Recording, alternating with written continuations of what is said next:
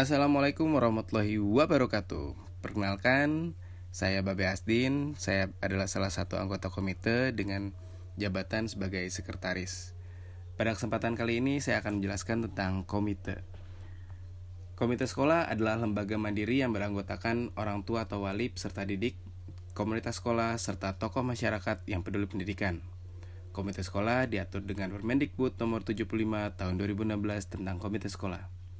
Hal yang melatar belakangnya adalah pertimbangan penetapan Permendikbud 75 tahun 2016 tentang komite sekolah adalah bahwa untuk meningkatkan mutu layanan pendidikan perlu dilakukan revitalisasi tugas komite sekolah berdasarkan prinsip gotong royong. Jadi di sini lebih kita akan bersinergi untuk bahu-bahu dalam meningkatkan mutu layanan pendidikan anak-anak kita.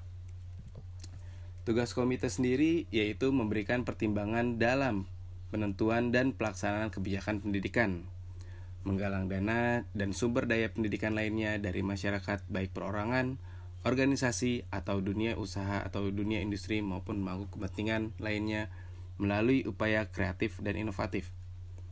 Mengawasi pelayanan pendidikan di sekolah sesuai dengan ketentuan peraturan perundang-undangan dan menindaklanjuti keluhan, saran, kritik, dan aspirasi dari peserta didik, orang tua atau wali, dan masyarakat serta hasil pengamatan komite sekolah atas kinerja sekolah. Anggota komite ada beberapa hal yang perlu diperhatikan, boleh dan tidak bolehnya. Di antaranya adalah yang boleh menjadi anggota komite pertama adalah orang tua atau wali dari siswa yang masih aktif pada sekolah yang bersangkutan, tokoh masyarakat, dan pakar pendidikan. Yang tidak boleh adalah pendidik atau tenaga kependidikan dari sekolah yang bersangkutan, penyelenggara sekolah yang bersangkutan, pemerintah desa, forum koordinasi pimpinan kecamatan, forum koordinasi pimpinan daerah, anggota dewan, perwakilan rakyat daerah, atau pejabat pemerintah daerah yang membidangi pendidikan. Pada masa jabatan komite 2019-2021, alhamdulillah sudah komite ini sudah ditetapkan atau sudah disahkan oleh kepala sekolahnya yaitu Bu Arum, dengan ketuanya adalah Bang Yus, wakil ketuanya adalah Bu Devi, sekretarisnya itu Babe Asdin, saya sendiri. Bendahara ada 2 yaitu Bu Nia dan Bu Ade. Koordinator tahsin itu Bu Khoiria. Koordinator kelas itu ada Bu Yunita untuk kelas 1 ya. Bu Yunita dan Bu Yuli. Untuk kelas 2-nya ada Bu Eli dan Bu Iin. Kelas 3-nya ada Bu Elisa dan Bu Nur Fajri. Lalu kemudian kelas 4-nya ada Bu Imah dan Bu Kiki. Jadi ini adalah periode tahun 2019-2021 pada saat tahun lalu. Nah, pada saat ini tahun 2021 ada beberapa perubahan di antaranya juga ketika kenaikan kelas 1 ini sudah tidak dikoordinasi, belum ada koordinatornya.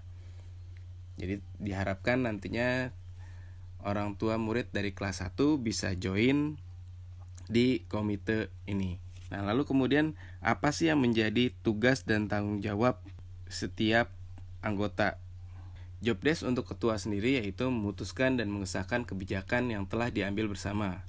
Ketua bertanggung jawab penuh mengenai kegiatan komite, harus cepat tanggap, aktif, dan terus berkomunikasi penuh dengan teamwork dan pihak sekolah. Sedangkan tugas wakil ketua yaitu berkoordinasi kepada ketua salah satu atau keduanya untuk hadir dalam kegiatan komite yang telah diagendakan bersama.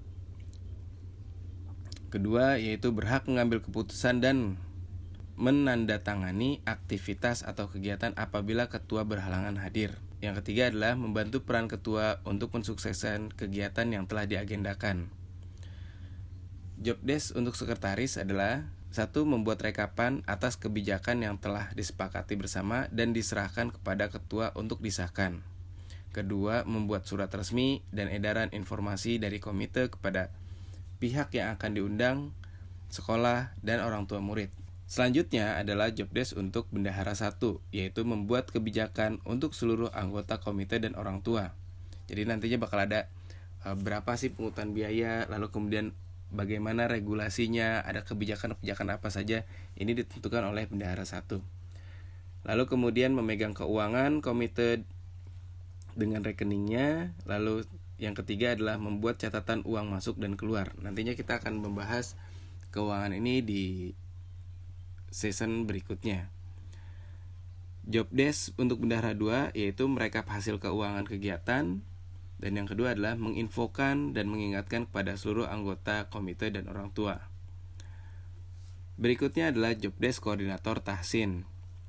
Yang pertama, menginfokan atau update tahsin dari pihak sekolah dan pemateri kepada komite atau orang tua.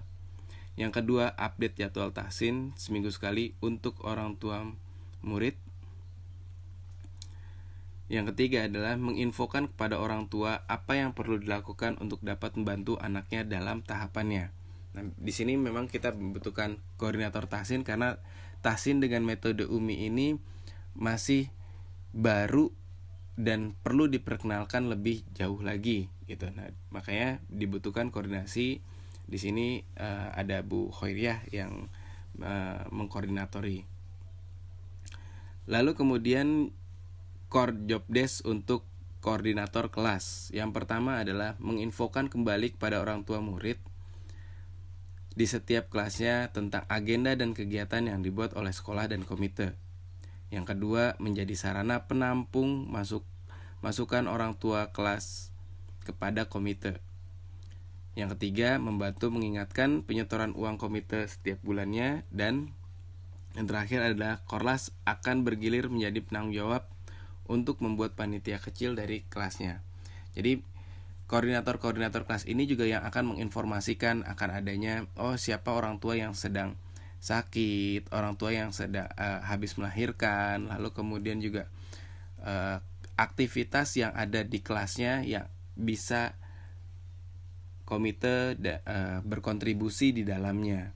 Komite sekolah melakukan penggalangan dana dan sumber daya pendidikan lainnya untuk melaksanakan fungsinya dalam memberikan dukungan tenaga, sarana dan prasarana, serta pengawasan pendidikan berbentuk bantuan dan atau sumbangan bukan pungutan.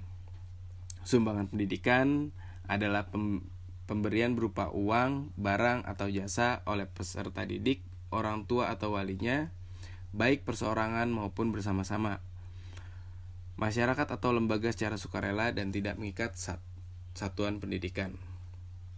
Pungutan pendidikan adalah penarikan uang oleh sekolah kepada peserta didik, orang tua atau walinya yang bersifat wajib, mengikat, serta jumlah dan jangka waktu pemungutannya ditentukan. Hasil penggalangan dana komite sekolah dibukukan pada rekening bersama antara komite sekolah dan sekolah. Hasil penggalangan dana komite sekolah dapat digunakan antara lain untuk menutupi kekurangan biaya satuan pendidikan, pembiayaan program atau kegiatan terkait, peningkatan mutu sekolah yang tidak dianggarkan, pengembangan sarana dan prasarana, pembiayaan kegiatan operasional komite sekolah lakukan secara wajar dan harus dipertanggungjawabkan secara transparan.